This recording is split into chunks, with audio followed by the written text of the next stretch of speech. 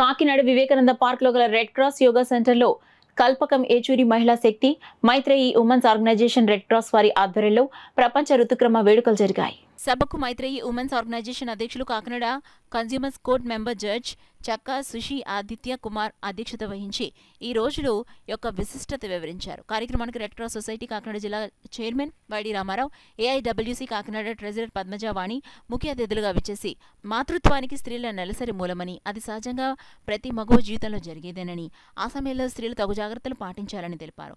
Maurya hospital doctor Swapnika, Rangaraya medical college assistant professor doctor Ratnadeepti resource persons గా వ్యవహరించి స్త్రీలు నెలసరి సమయాల్లో పాటించవలసిన పరిశుభ్రత, ఆహార నియమాలు, శారీరక మానసిక మార్పుల గురించి వివరించారు.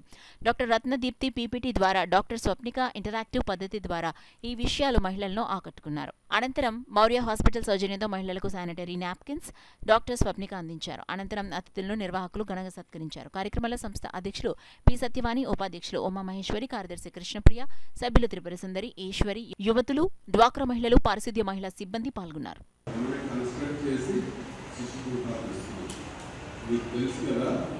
శిశుగృహ అంటే అబాండెంట్ చిల్డ్రన్, పిల్లల్ని కని వదిలిపెట్టేయడం కానీ లేదా రకరకాల కారణాలతో చిన్న బిడ్డల్ని వాళ్ళు తల్లిదండ్రులు చనిపోవడం కారణంగా వాళ్ళు అనాథలైపోవడం, ఇటువంటి సందర్భాల్లో ఆ పిల్లల్ని తీసుకొచ్చి పెంచేటటువంటిది ఆ శిశుగృహం.